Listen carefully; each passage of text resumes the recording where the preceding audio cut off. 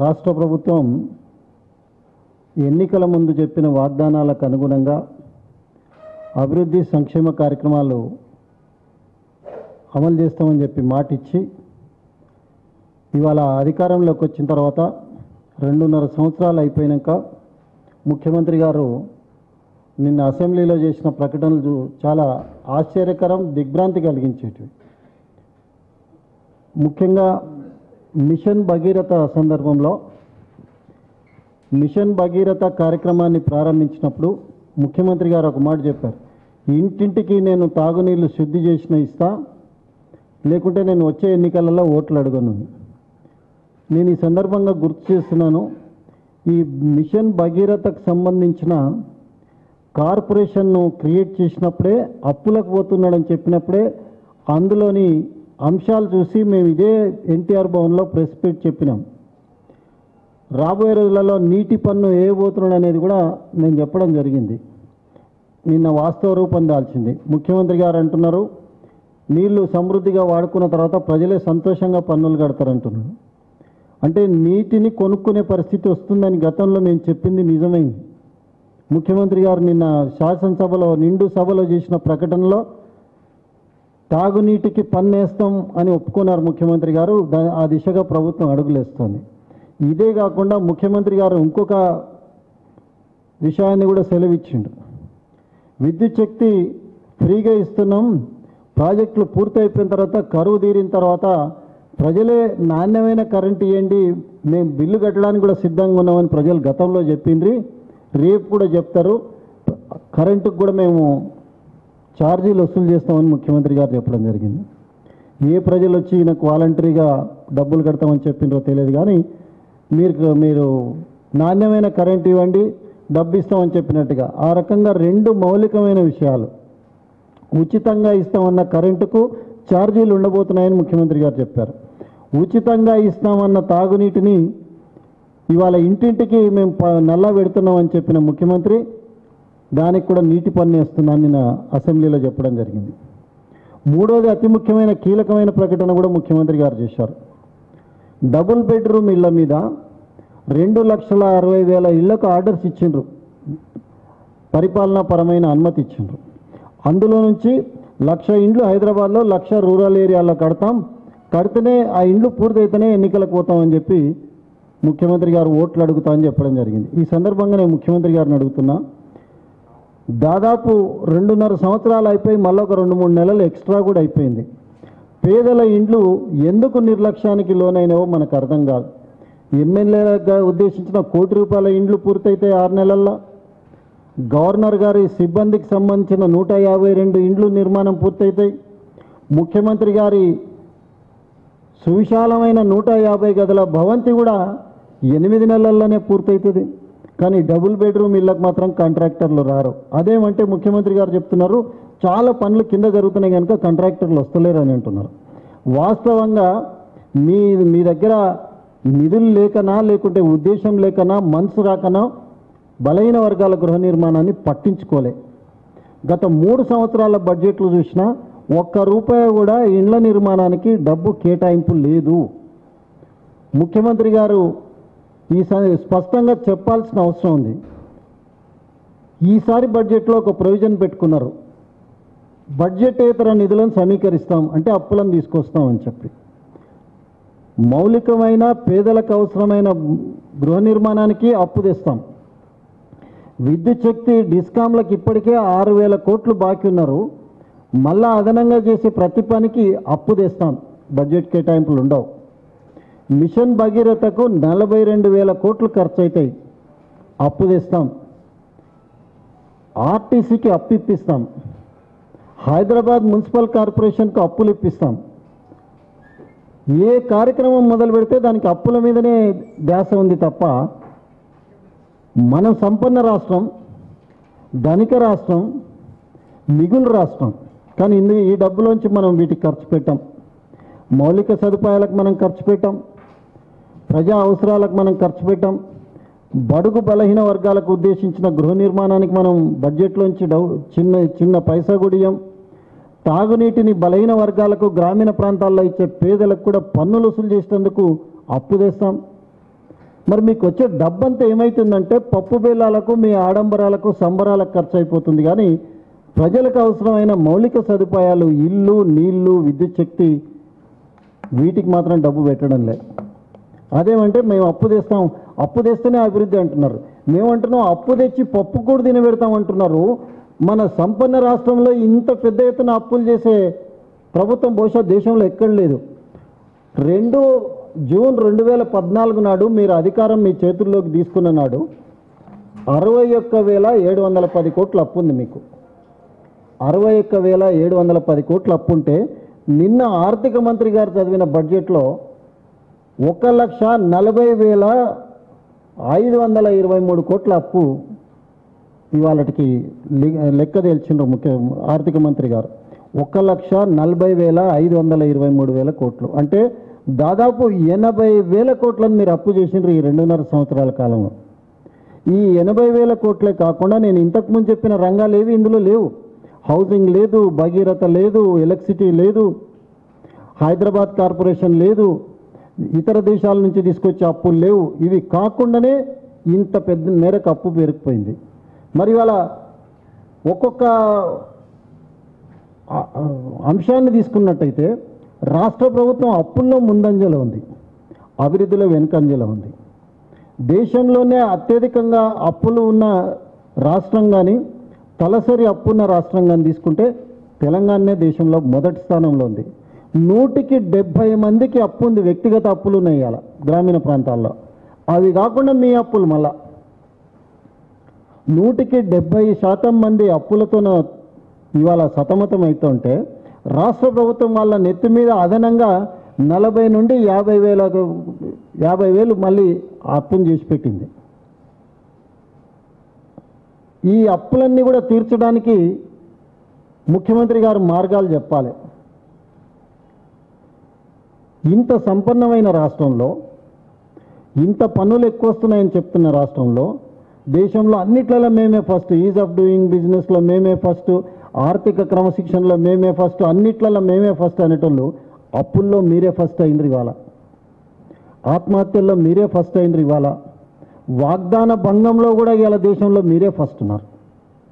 Double bedroom ఇళ్లను మీరు గ్రామీణ ప్రాంతాల్లో 1,00,000 ఇండ్లు కడతామంటున్నారు. మీరు 100 నియోజకవర్గాలను మనం తీసుకుంటే గ్రామీణ ప్రాంతాలలో అర్బన్ ఒక 19 నియోజకవర్గాలు తీసేస్తే మరి 1,00,000 ఇండ్లు 100 నియోజకవర్గాలు అంటే మీ ప్రకారం నియోజకవర్గానికి 1000 ఇండ్లు వస్తాయి. ఒక్కొక్క నియోజకవర్గంలో యావరేజ్గా 100కు పైన గ్రామ పంచాయతీలు ఉంటాయి, ఇంకా చాలా ఎక్కువ ఉంటాయి. మినిమం వేసుకున్నా కూడా 100 ఉంటాయి. అంటే ఊరికి పట్టుమని 10 ఇండ్లు కూడా రావు అన్నది నిన్న ముఖ్యమంత్రి గారు సెలవిచ్చిండ్రు. ఇవి మోడల్ హౌజుల కింద చూపించి ఓట్లు అడుగుతారా? 22 లక్షల మంది సమగ్ర కుటుంబ సర్వేలో ఇళ్ళు కావాలని చెప్పి ప్రభుత్వానికి నివేదించారు. మీరు సమగ్ర కుటుంబ సర్వే చేసినప్పుడు మీరు ఇవాళ కడతామన్న ఇండ్లు హైదరాబాద్ మినహాయిస్తే 1,00,000 ఇండ్లే. హైదరాబాద్ జనాభాను దృష్టిలో పెట్టుకుంటే మీరు 1,00,000 ఇండ్లు కడతామంటున్నారు, మిగతా రాష్ట్రం అంతటి కలిసి 1,00,000 ఇండ్లు కడతామంటారు. అంటే ఊరికి పట్టుమని 10 ఇండ్లు కూడా రాని పరిస్థితులల్లా దానికి కూడా ఒక ఛాలెంజ్ ఇస్తున్నారు. కడితేనే ఓట్లు అడుగుతాం. అదే మీ 10 ఇండ్ల కోసం ఎవరు ఎదురు చూస్తున్నారు? అవి ఎవరికోతాయో తెలుసు, పైరవికారులకో లేకుంటే మీ పార్టీ నాయకులకో కార్యకర్తలకో అప్పగిస్తారు. కానీ సామాన్యుల గోడ ఎవరు వింటారని మేము అడుగుతున్నాం. సామాన్యుల బాధ, సామాన్యులకు నీడ ఎట్లా అని మేము అడుగుతున్నాం. మీరే చెప్తారు చిన్న 70 ఇండ్లు ఉంటే అల్లుడు వస్తే ఎట్లా, బిడ్డ వస్తే ఎట్లా అంటారు. మరి అప్పటిదాకా అల్లుని బిడ్డను రానివద్దా మన ఇండ్లకు? లేకుంటే పెండ్లిళ్ళు మానేయాలా? ముఖ్యమంత్రి గారు ఇవాళ రాష్ట్ర ప్రభుత్వం సమాధానం చెప్పాలి. ఒకవైపున సంపన్న రాష్ట్రాన్ని అప్పుల్లోకి నెట్టిన మీరిచ్చిన వాగ్దానాలు నెరవేర్చకపోగా ఇదేమని ప్రశ్నిస్తే మీరు ఇవాళ కేసులు పెడతాం, ఒక చట్టం తీసుకొస్తామని ముఖ్యమంత్రి గారు అంటున్నారు. నేను అడుగుతున్నా, చట్టం తీసుకురావడం అంటే అంత ప్రజాస్వామ్యంలో అంత ఈజీ అని నేను అడుగుతున్నా. ఏం చట్టం చేస్తారు? ప్రూవ్ ఆర్ పెరిష్ అంటున్నారు. అంటే నిరూపించు లేకుంటే అంతమైపో. పెరిష్ దాని మీనింగ్ చూసుకోమంటున్నాను నేను. ప్రూవ్ ఆర్ పెరిష్ అంటున్నారు. ఇందిరాగాంధీ కూడా ఆమె బాగా వెలిగిన రోజులలో ఎవరైనా క్రిటిసైజ్ చేస్తే జీర్ణం చేసుకోలేకపోతుండే. వ్యతిరేకించినరు, విభేదించినరు, లేకుంటే తప్పులను ఎత్తి చూపుతున్నారు అని అంటే కక్షగట్టినట్టుగా వ్యవహరించేది. దేశంలో ఎమర్జెన్సీ తెచ్చింది, చివరికి ఏమైందో మనం చూసినాం. పత్రికలు నోరు నొక్కింది, టీవీలు కనబడకూడదు, ఎవరు మాట్లాడకూడదు, ఎమర్జెన్సీ. ఇవాళ రాష్ట్రంలో కూడా అప్రకటిత ఎమర్జెన్సీ ఉంది, ఎవరు మాట్లాడడానికి వీల్లేదు. మాట్లాడితే మేము చట్టం తెస్తామంటున్నారు. రాజీవ్ గాంధీ పీరియడ్లో కూడా ఇట్లాంటి ప్రయత్నం జరిగింది. డిఫమేషన్ యాక్ట్ అని ఒకటి ఆయన ప్రయత్నం చేసినాడు. రాజీవ్ గాంధీ ఆయనకు కూడా పెద్దగా ఇష్టం లేకుంటుండే, ప్రతిపక్షాలు మాట్లాడడం ఇష్టపడకపోయేది. ఆయన అప్పుడప్పుడు ఇండియాకి వచ్చినప్పుడల్లా ప్రైమ్ మినిస్టర్ ఉండి విదేశాల్లో ఎక్కువ ఉండి ఇక్కడికి వచ్చినప్పుడల్లా ఎవరైనా ఆపోజిషన్ మాట్లాడితే మిమ్మల్ని నియంత్రిస్తాం, మీ నోర్లను కట్టడి చేస్తా, చట్టం చేస్తానని యాక్ట్ కూడా డిఫమేషన్ యాక్ట్ అనేది ఒకటి సపరేట్గా స్ట్రింజెంట్గా తెస్తున్నా అని చెప్పి చివరికి దేశమంతా ఏకమైతే విత్డ్రా చేసుకున్న సందర్భాన్ని కూడా గుర్తు చేస్తున్నా. నిజంగానే తప్పు చేస్తే ఇప్పుడున్న చట్టాలల్లో ప్రొవిజన్స్ లేక కాదు. ఐపీసీ ఉంది, ఐపీసీలో 499, 500 ఎన్ని సెక్షన్స్ ఉన్నాయి, వాటిని వాడుకోవచ్చు. కానీ అది కాదు ముఖ్యమంత్రి గారి ఉద్దేశం. భయపెట్టాలి, భయభ్రాంతులకు గురి చేయాలి. శాసనసభ వేదికగా ప్రూవ్ ఆర్ పెరిష్ అని అపోజిషన్ పార్టీస్ని అంటుంటే ఈ దేశం రాజ్యాంగం ఇచ్చింది మనకు. ఆర్టికల్ 14 ఉంది, ఆర్టికల్ 19 ఉంది, freedom of speech and expression ఉంది. అది ఇతరులకు ఇబ్బంది కలిగించేదిగా ఉండకూడదు, కానీ అసలు మాట్లాడనేకూడదు అనే దాన్ని తీసుకొని వస్తే అంతకంటే దుర్మార్గం ఇంకోటి ఉండదు.